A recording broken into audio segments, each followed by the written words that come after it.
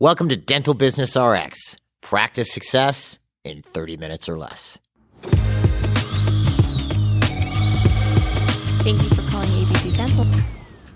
How healthy is your dental practice, and how would you be able to tell? As a dentist, this is something that you do with patients all the time. By doing a proper exam and using proper diagnostic techniques, you're able to determine if there's active disease, what stage it's in, and potentially see indications of other non-optimum systemic issues, health issues, based on what you're finding in their mouth. And with that information in hand, you're able to more or less map out, to some degree, the potential problems this patient may face without proper medical intervention from yourself or another healthcare professional. You know, they may lose this tooth, or they may even have indicators of undiagnosed diabetes. So what are a few easy ways to tell if your dental practice's health is compromised? There are obvious signs that things aren't going well. You can't pay the bills and so on. But that's like treating a cavity when it's become a root tip. A better path would be catching problems before they spin out of control. So what are some of the early indications that issues could be looming on the horizon, or at the very least that your practice's health could be better? Well, that's what I'd like to talk about in this week's episode. We're going to discuss how to do a simple health check for your dental practice, especially a general dental practice, using 5 basic areas or metrics. My name is Jeff Bloomberg, and I'm your host. And I could get more complex with this. For that matter, with a newer client, we normally have them fill out this 12-page questionnaire and various types of tests and get their statistics and whatnot. And we spend 2 to 3 hours doing a full evaluation of their office. And I'll talk about this a little bit later in the episode. But why don't we start off the episode by looking at, what would constitute healthy in a dental office? Well, there's a lot of things I could say about this, but let's start with 6 basic points. Number 1, there'd be excellent clinical going on. You wouldn't have bad clinical practice. You wouldn't be doing bad dentistry. There'd be excellent clinical. 2, it would be growing consistently year over year. It would get a consistent number of new patients. You would be retaining most of these patients. You would have your treatment acceptance would be excellent with these retained patients. You'd have an efficient staff, and the office would be profitable. For a general practitioner, you'd be looking at a close to 50% net profit, depending on how long you've been in practice. With a newer practice, that may be less than 50% because of all the loans and whatnot that you might be servicing. Of course, we could get into having longer term goals, strategic planning, etc. But as a basic starting point, that works. That would be a healthy office. So to find this out, I'd ask you a bunch of questions, but let's take a look at these 5 basic things that I'm referring to in this episode. So where would I start? Well, the first thing I would look at if I were looking at your practice is your practice growing? Well, how would I know if it's growing? Well, I would use a few basic metrics. I would look at production, collections, and new patients. And I would expect to see over a period of time, whether it's a year or years, that these numbers are going up consistently.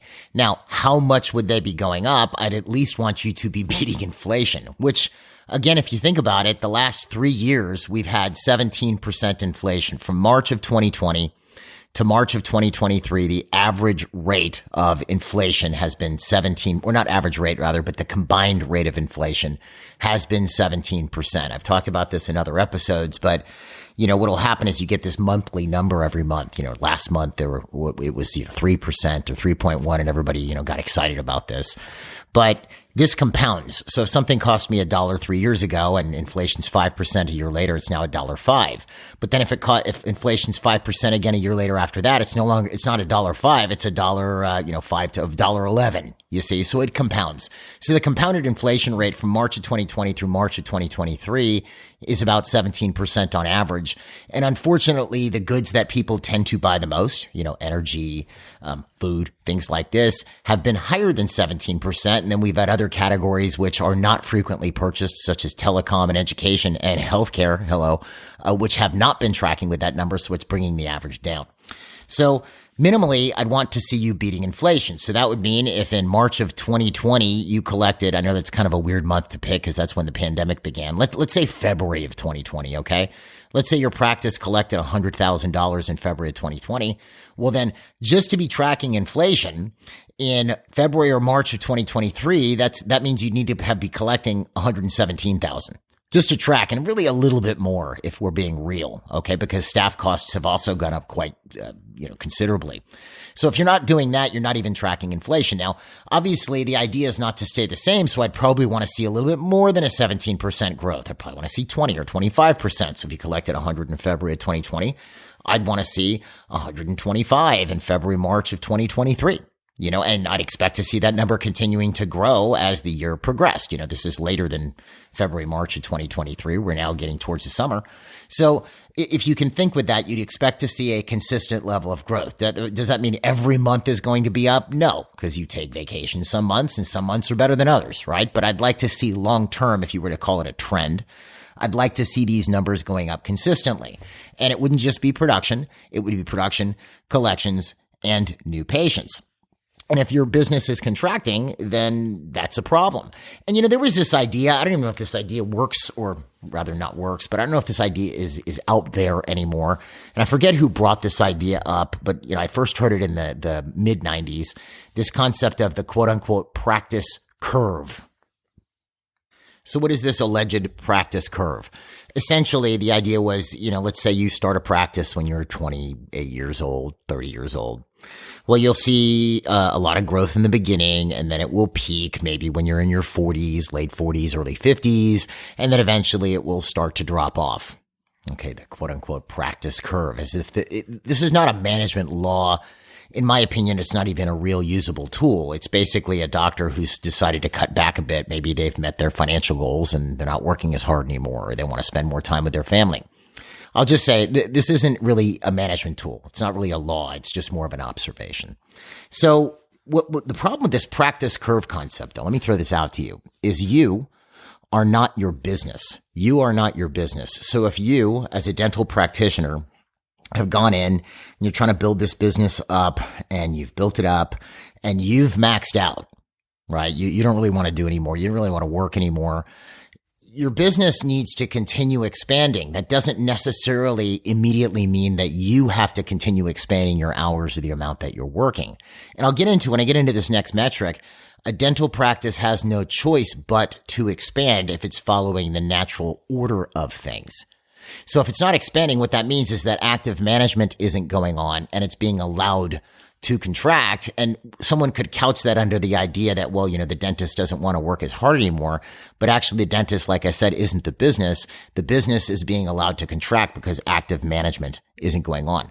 So the first thing I'm going to look at is your business growing? If it's not growing, or if it's staying the same, because staying the same is also not growing, that is a problem. And this is something you can do on your own. Just take your monthly production, collection, new patients. You can get them from your practice software and track back the last 3-4 years, maybe 5 years, and see if these numbers are going up. If you're collecting or producing about what you collected or produced 5 years ago, your practice is staying the same, which means by definition, you're contracting. And this is a potential problem. You may look at it and go, well, what's the big deal? Fine, I don't have as much money anymore. I can't track as well with inflation, but I'm perfectly happy. Well, the way this works, it's one of these deals like I want you to imagine a ship that when the water's calm, it's fine, right? It's got problems, but it's calm waters, so it's really not a big deal, and it sails just fine.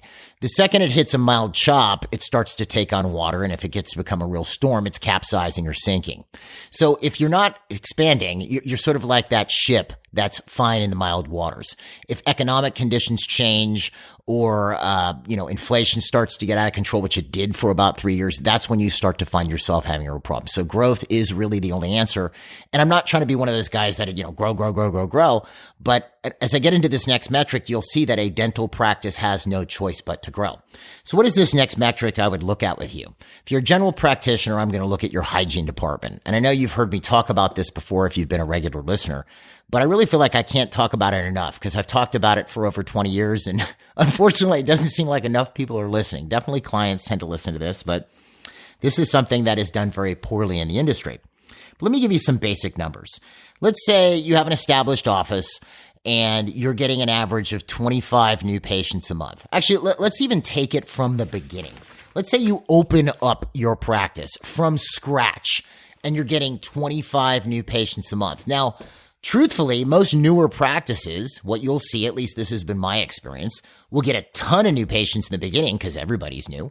And then over time, as they built up, more and more patients of record, those new patient numbers start to drop off or flag. They tend to be more aggressive when they open up because there's no patients. So you'll see those new patient numbers tend to be highest at the beginning. But let's just take, you're steady Eddie here. Okay. So you open up and you are getting on average month in, month out, every month, you're getting 25 new patients every month. All right. So in year one, you got 25 new patients a month. That means you got 300 new patients that year. We're being very exact here. Now, how many of these patients would I expect you to retain? I would expect you to retain ideally 80%, but let's say you retain 70%. You retain 70% of these 300 patients that you saw. So that's 210 patients who are remaining with the practice after year one, getting 25 new patients per month. All right. So now those 210 patients you retained are supposed to be coming in for regular dental checkups, right? What we'd call recall. So how many recall appointments would you get out of 210 patients? Well, at the least, you're going to get twice. They're going to see you twice a year. So that's 420 visits. It could be more. They might be on 3 or 4 month recall, but let's just be super conservative here. So you got those 210 patients you retained out of the 300 new patients you saw. That's 420 recalls. And let's say your office is open 50 weeks a year. You take 2 weeks a year off. That's 8.4 recall patients per week. So about a day of hygiene. So again, to recap, all right, 25 new patients a month, 300 per year. You retain 70% of these patients. You now have at the end of the year, 1 day of hygiene, 8.4 recall patients. You might have more than 1 day of hygiene because you also have a soft tissue management program where you're doing scaling and root planning. Or maybe you're throwing your new patients into hygiene, these 25 new patients on the 4 days that you work every week, right? So that's, a new patient a day, and maybe you're having 1 scaling and root planning a day. So that's 2 out of the 8 visits. So you might have like a day and a half of hygiene, but let's just keep it simple. 1 recall day was created after year 1 with 25 new patients per month. So now I want you to extrapolate this forward with the idea that you're retaining 70% of your patients. Now, I'm not going to go through all the gory details of this, but let me tell you how this extrapolates forward. Well, after year 5, if you're getting 25 new patients, this hasn't changed. You're getting 25 every month, which means you're not growing, by the way, which is not good. How many patients would we have in hygiene after year 5? Well, in year 5, okay, we got our 300 new patients again. We retained 210. We created an additional 420 recall visits, right? Well, after year 5, we now have 5.25 days of hygiene in the practice. And this is a 4-day-a-week practice, folks. We're open 50 weeks a year. We're closed for 2. And we work 4 days a week. So we now have 5.25 days of recall, again, not scaling and root planning and not new patients, seeing hygiene, of recall patients per week after 5 years, getting 25 new patients a month. Okay, so you can kind of see where we're going with the math. What does year 10 look like? Well, year 10, we now have 10.5 days of hygiene per week. So if a hygienist is working 4 days a week and they're seeing 8 patients a day, that's kind of the math we're using here. That means at this point, we need a little bit more than 2.5 hygienists just to service our recall patients. Okay. And this is only on 25 new patients a month, retaining 70% of our patients, which really is not unreasonable. Okay. So if you're in practice 15 years, we're now at, 15.75 days of hygiene. You see where this is going. But now I want you to imagine that this dentist, let's say this is you or some other dentist that you know, when they opened up, they built out the office and they plumbed it for 5 chairs. That was how they set their office up. That's all they can fit. They have 5 operatories. Okay. Now they're double booking, so they're working out of 2. That leaves 3 hygiene ops. Okay. So after 10 years, they have 10.5 days of hygiene. They need an additional 2.5 hygienists just to service their recall, which means if you add the new patients in there and you add the soft tissue management appointments in there, that's really 3 full-time hygienists. So we have a doctor in 2 chairs. We filled the other 3 chairs up with 3 hygienists, which truthfully, a doctor is going to have a hard time keeping up with 3 hygienists, because that means potentially you're having to do 3 hygiene exams in an hour, which is going to destroy your production long term if that's how you're operating. You're not going to have time to sell or do the treatment that you need to do.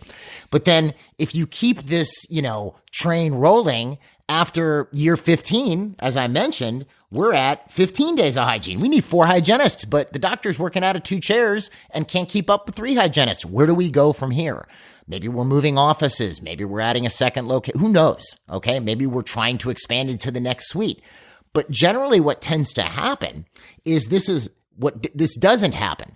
We don't see those additional days of hygiene. It's sort of like pouring, 32 ounces of liquid into a 10-ounce cup. You just keep pouring it, and eventually it just spills over the side and gets wasted. It ends up all over the floor or the counter. So, and, you'll see a doctor who's been in practice 15 years getting far more than 25 new patients per month. Maybe they're getting 30 or 40, and they're struggling to keep 4 days of hygiene filled. Well, that's because the hygiene area had very little attention paid to it. So then it creates another problem. We're not busy enough. We need to go new patient crazy, which you should anyway. You should be having a steady flow of new patients as part of a healthy practice, right? And, shameless plug, if you want to know how to get more new patients, I do recommend that you do the MGE New Patient Workshop. I'll put a link to it on the episode webpage. Good. We got that out of the way. So let's move on though. But, you're going to end up with a situation where, you can't keep this filled. So you're going to go trying to fill the slots with new patients when really it would be easier just to make sure that you're retaining the patients that you already had. And if I were to give you a scenario for a second, let's say I'm a patient of record and you saw me 3 years ago and, maybe I'm just not really good about my hygiene appointments. And you could develop an attitude about that, but I don't recommend that you do. People have, people forget stuff. People get involved with things. I would look at it unless the person is like openly, disagreeable to keeping their dental health together. I'm just going to assume that if I'm not having a patient showing up regularly in the practice, that I have a lot to do with that if I'm the doctor. Like maybe I'm not promoting it heavily enough. Maybe I'm not making it important enough, because if you do, people will respond. Okay.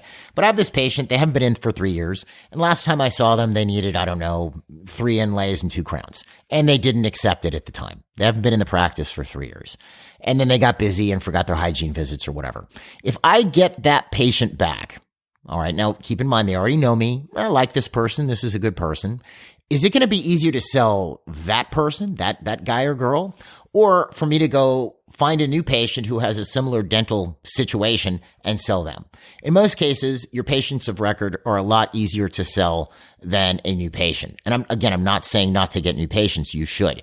But the patient of record is going to be easier to sell than a new patient because you already know this person. All right. Number one. Number two, it's going to be cheaper to get a new patient, to get a patient of record rather, back on the book than to get a new patient. It might just be a couple letters and phone calls. I'll spend, between labor and postage, I might spend $50.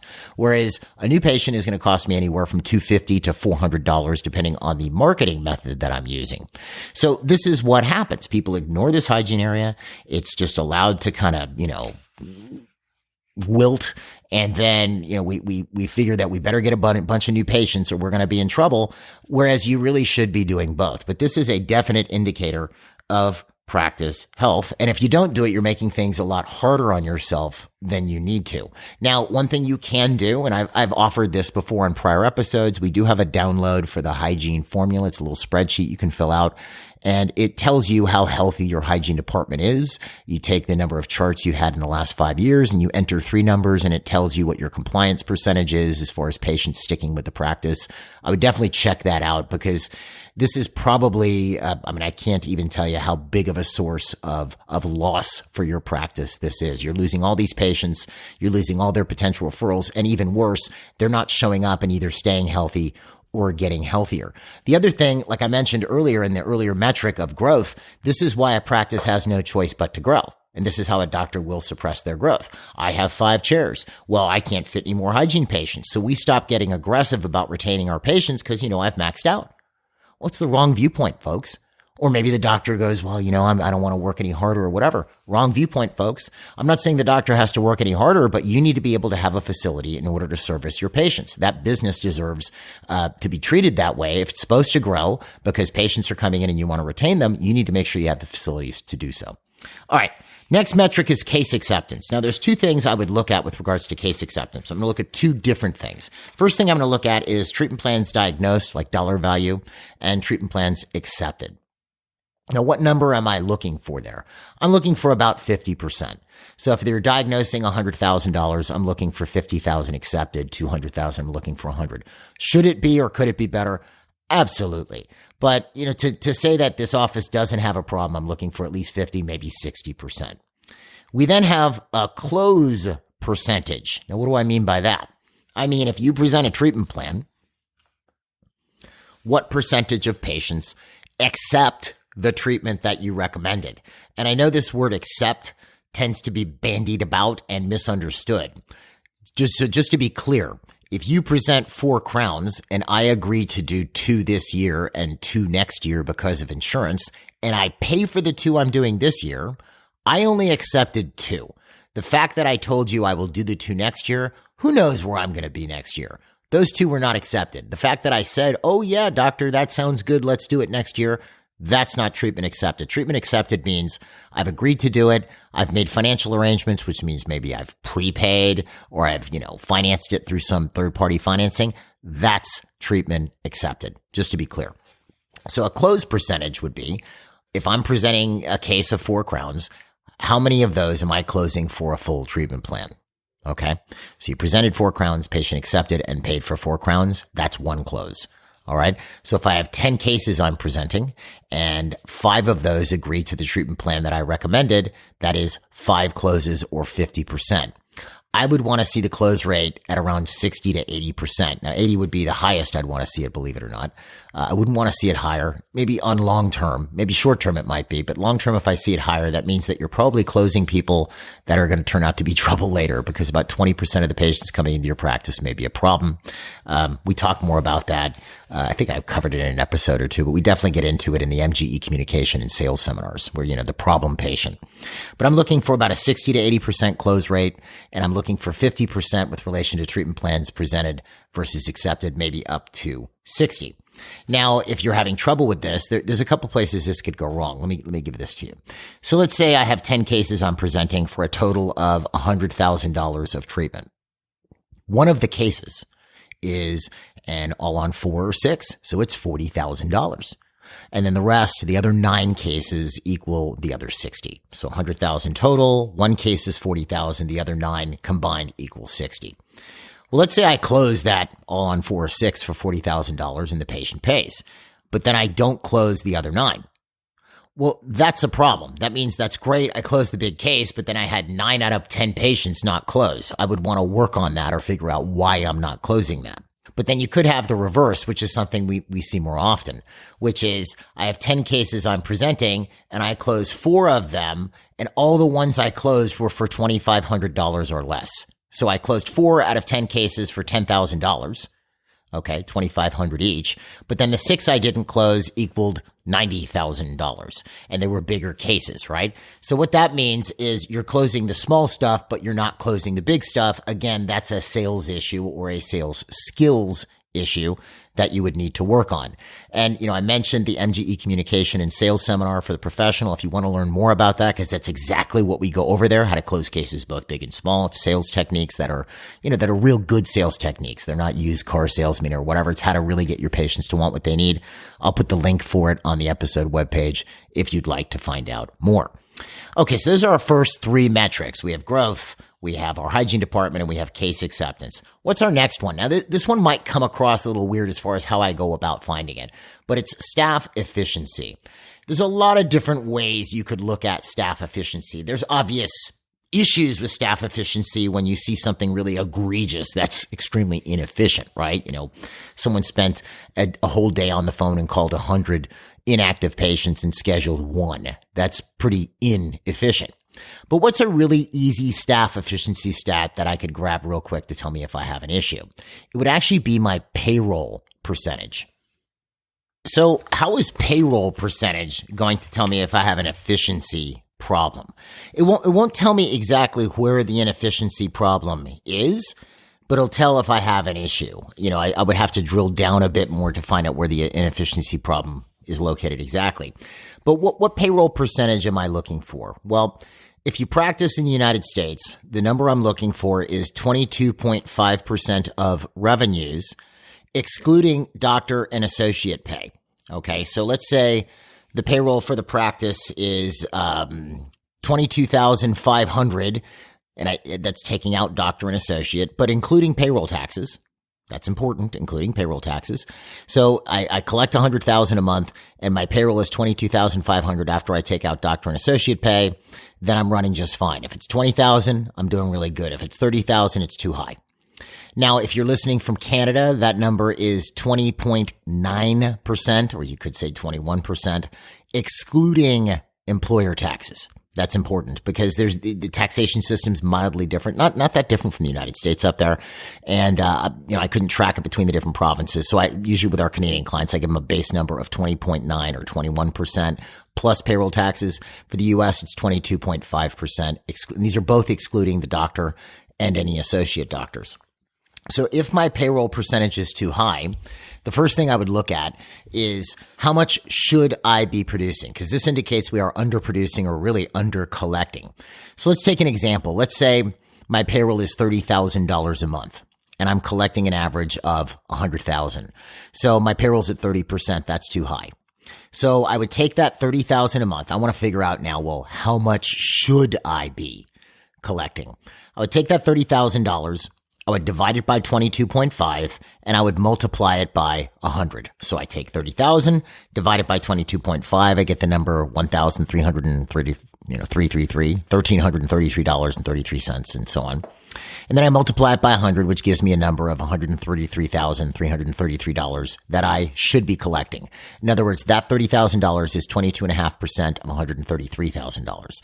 So if I'm collecting 100 with a $30,000 payroll, I really should be collecting 133, or conversely, my payroll shouldn't be that high. Now, why would it be that high? How does this show up as staff inefficiency? Well, maybe we're just inefficient. Not everybody knows what they're supposed to be doing. Maybe they're not properly managed. Worse, I could have some non-productive employees that are actually dragging the other employees around them down. I have a non-productive receptionist, which means that my schedule coordinator, my financial coordinator have to jump in and do parts of their job in order to make the practice work. I could have no real oversight or supervision. I have no manager or no management, no system, which means that people are more or less directionless and there's no organization or there's no accountability. You might also have a situation where everybody kind of does a little bit of everything, which is not uncommon in a medical or a dental practice where, I have 3 people at the quote unquote front desk and they all do a bit of everything.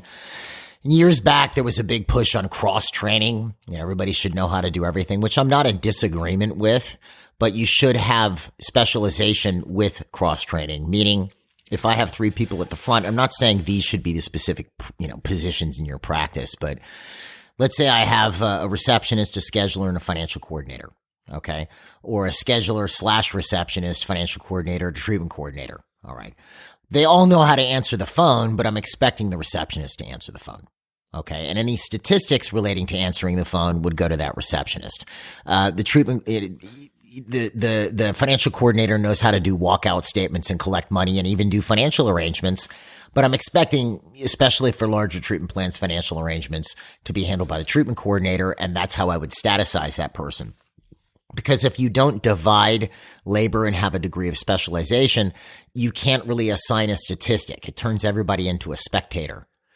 Let me explain. So you have 3 people at the front. They all do a little bit of everything. They schedule, they collect money, they verify insurance and whatnot. And my collections are down. Well, number one, who do I talk to? Well, I would most likely talk to all 3 of them. Now, they could all be very willing, cool personnel. They're great people. And I go, look, collections are down. And they're all going to make an effort to help get those collections up. But ultimately, at the end of the day, none of them are accountable for collections. They're down. It's like, aw, shucks, we should try to collect more next month. Whereas if I have a treatment coordinator, that's their statistic. Do you see? They're responsible for collections. So if collections are down, that's who I'm talking to. I've also trained them and specialized their position to focus on collections, just like production. My production's down. Well, if I have no schedule coordinator and everybody's scheduling, who do I talk to? We've mentioned before, and this is a simple question. This is common sense. If everybody is responsible for everything, Who's responsible? Nobody, right? So that doesn't work. So you may have a situation like that. It's inefficient because you have no specialization. Nobody has a specific job. There's no statistics. There's zero accountability. Now, the other thing that may be causing a problem in this regard is your fee structure. Because let's say I have a good staff, I'm paying the going market rate, which has increased dramatically over the last 3 years, especially since the pandemic began. Okay. So if I'm paying the going rate and I'm having to give incremental raises to match inflation, but my fees aren't changing because either I haven't updated them or changed them, or I've got a lot of managed care participation, especially in the United States, right? Which is where you're going to find things like PPOs and things like this. Well, the PPO fees have not changed commensurately with inflation. And part of the problem is if I don't raise my actual fees, where do you think that the insurance companies are determining what's considered to be the correct fee in your area? They're using an aggregate of everybody's fees in your area that accept their insurance. So if everybody's undercharging, that's, in my view, the usual and customary. So if you're not raising your fees, that's a problem. If you have a lot of PPR participation, then your fees are locked in a particular place. And you know, I've talked about this at length if you've been a long-time listener, but that's not going to work while other costs are going up. And that will drive your payroll as a percentage high. It'll actually drive everything, your lab fee, your payroll, your supply bill, as a percentage higher than it should be because you're not getting paid what you're supposed to get paid for various procedures. So that's why, to me, the route in, the sort of that first place I'm looking is payroll, because normally payroll is the largest expense carried by a dental practice. You don't really have any other expenses that are 20% or more. It's rare. Okay. And that's where I start to get a window into what the efficiency in this practice is like. And I start to find things out, and what I find out might vary.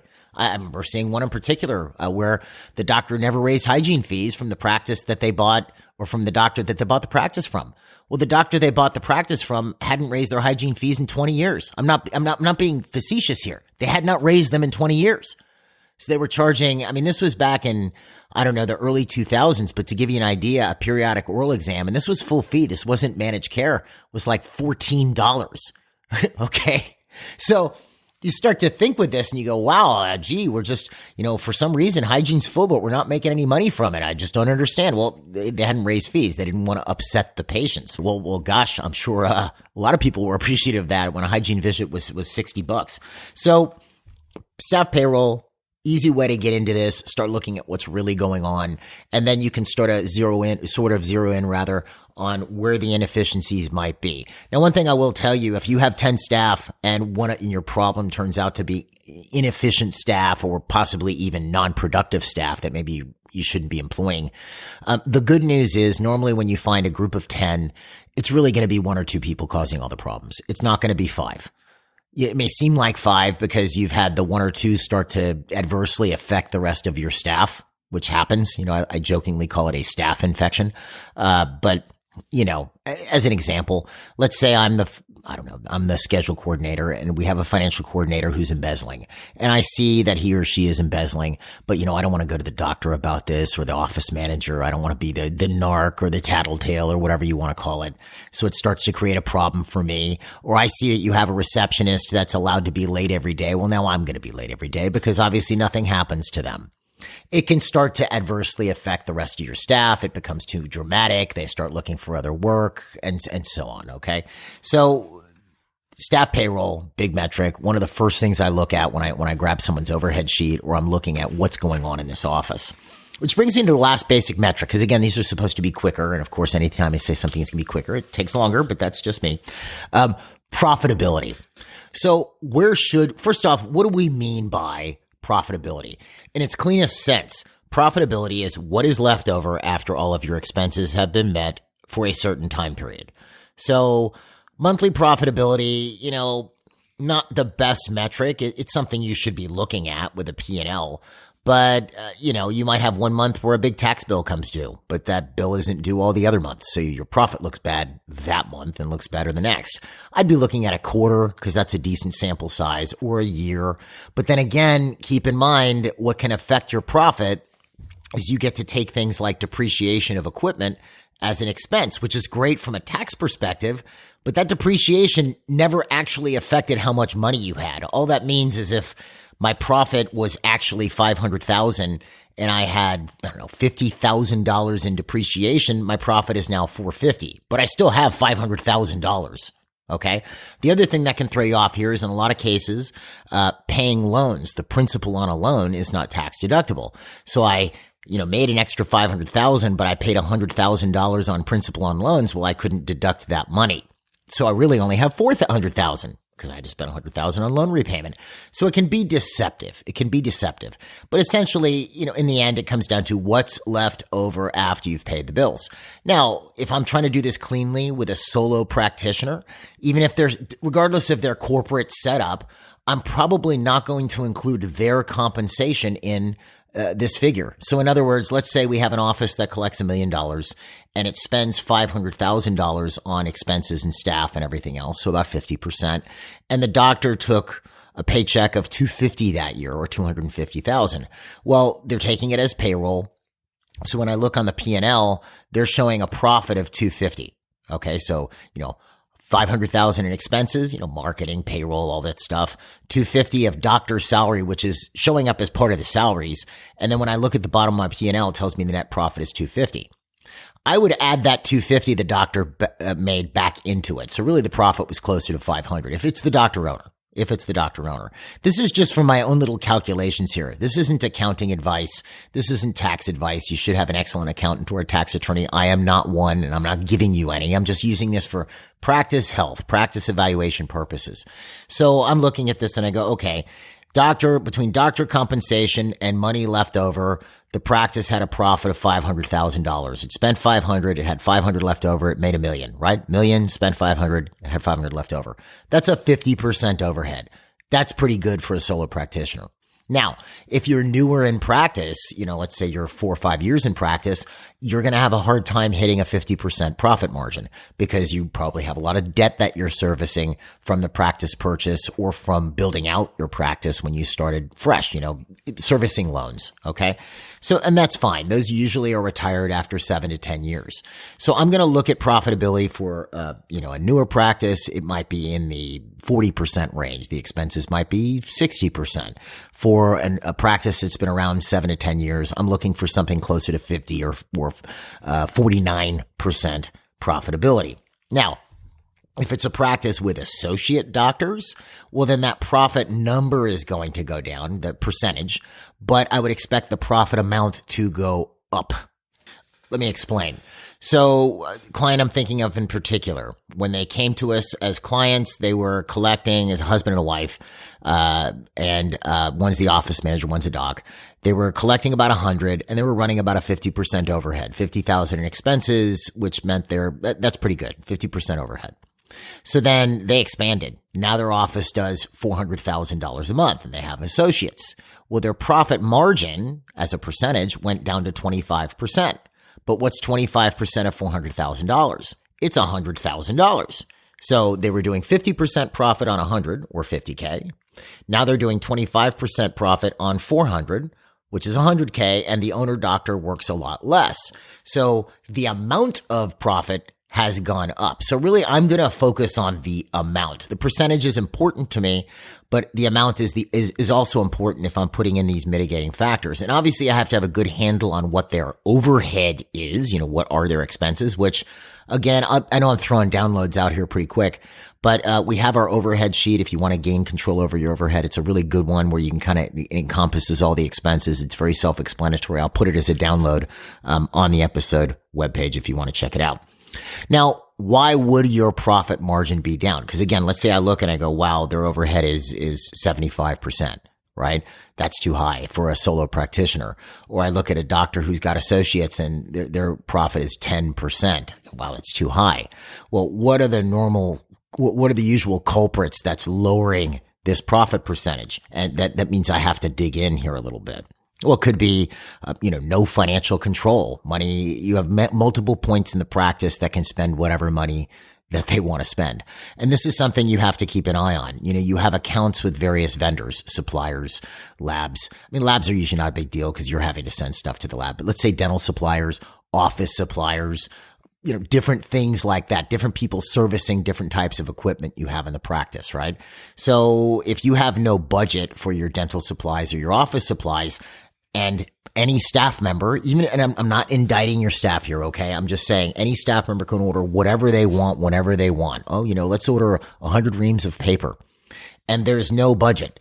Well, then that's a potential hemorrhage point in your practice. You have to have caps on these things.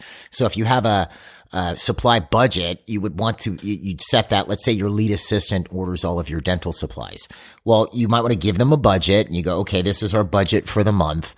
And that you can, there's all kinds of games you can play with this, but this is your budget for the month. Now, if all of a sudden practice production abnormally spikes, let's say we're averaging 100 a month and now it's spiking to what looks like 150 or 175 this month.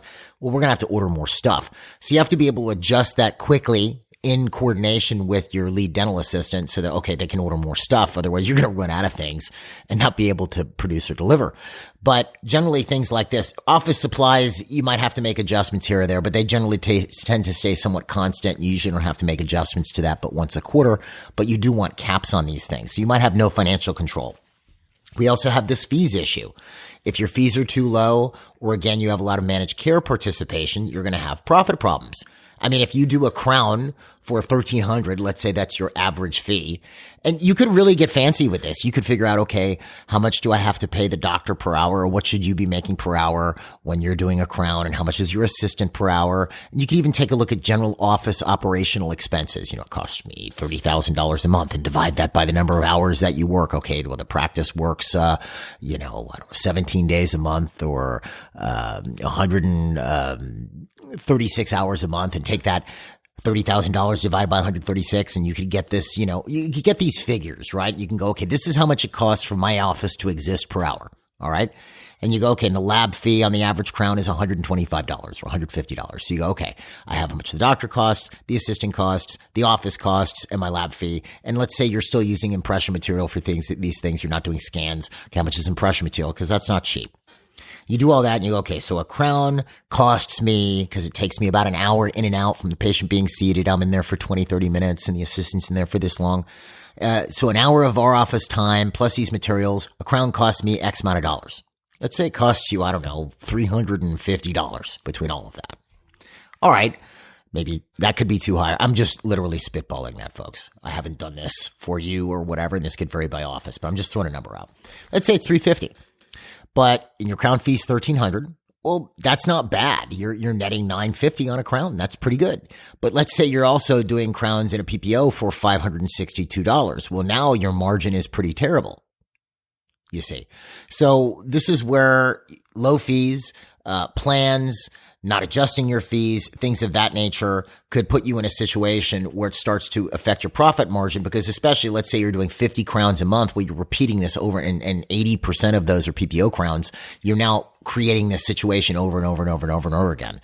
And, I've mentioned in a number of our episodes how to get out of PPOs. We do a fees and plans analysis. I'll put a link on the episode webpage, but I wasn't getting into that heavily in this episode. But I don't think I have to be any clearer. I think you need to start phasing out, because sometimes it takes time. Might take 2-3 years to drop them all. Better start now than later. Okay. And the last point that would affect your profit is, because think about it like this. If you're spending money in a business, it's sort of a mentality that you should have. Because I run the finances for several businesses. If I'm spending money on something, I have to look at what am I getting in return for that something. We do this as consumers, and we might buy things because we see a shirt we like, or shoes, or a watch. I mean, sure, we could get a cheaper watch, but we really love this watch and we have the financial means to do it. So we buy it, and it gives us some pleasure and some enjoyment, because that's our money and we can do what we want, right? That's cool. You're buying it for pleasure or enjoyment.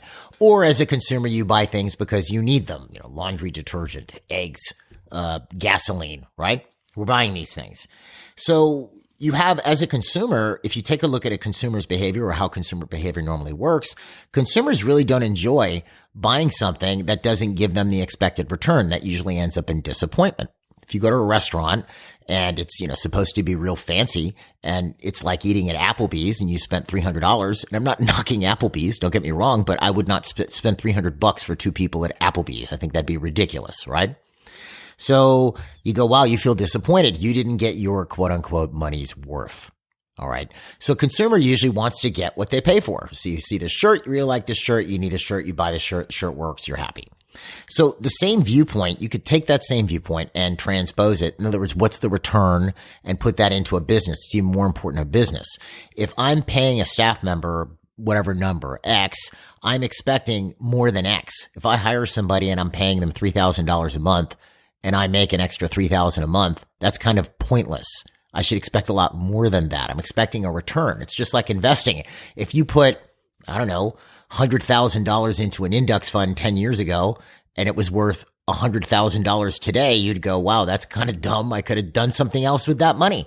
The same thing applies as a business owner. If you're investing in a piece of equipment, you're investing in a new employee, etc., you expect a return which is more than you spent.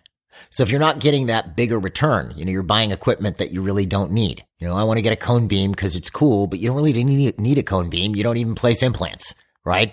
Or you see this. We've all seen this over the years. People buying equipment that they don't use, right?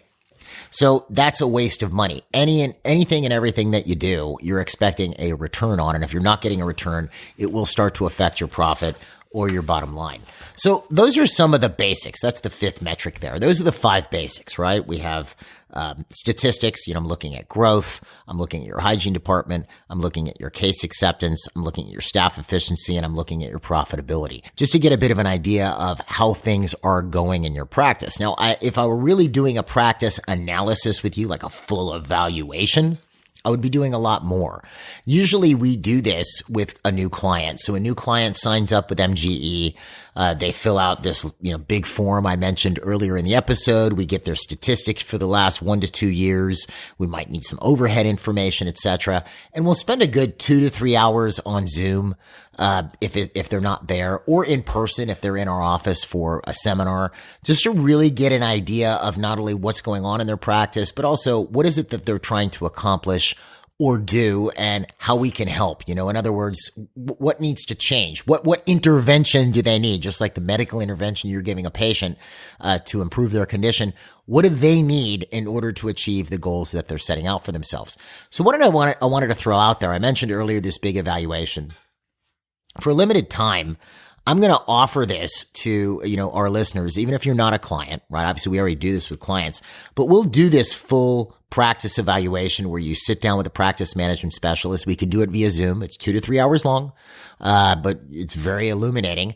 Or if you are in the Tampa Bay or Orlando area, or in Southern California, because we have an office in Anaheim, we'll come to your office and do this in person. Okay. You do have some stuff to fill out. That's why it's a little bit of a bar, right? If someone goes and looks at this form and they go, oh, I don't want to fill out this form. Well, then you're not going to get the evaluation and you're not going to know what's going on.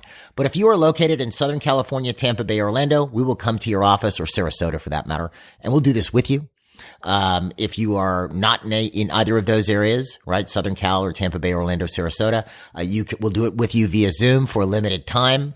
I'll put the link to this. It's the full practice evaluation. You just click the link, you fill it out on the episode webpage. We will email you all the forms to fill out and set the appointment with you with a practice management specialist.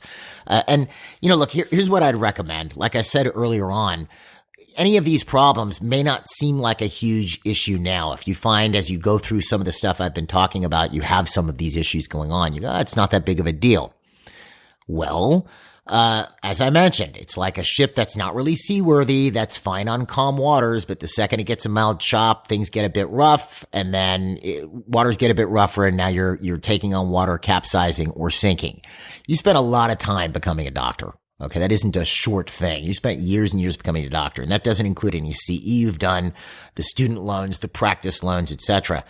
I'm of the mind, and this is what I would tell any of our clients, make it work. Make it work the best. Make the best of it. Make it work for yourself so that it's actually everything that you conceived that it could be. So I'd recommend doing that practice evaluation. You don't have to, obviously, but it is going to be a limited thing. I'm not going to offer it broadly because we normally reserve those things for clients. Anyway, folks, I hope this helps. I hope it gets you thinking. Remember, this is your livelihood. Make the best of it. Have a great week, and we'll see you at the next episode.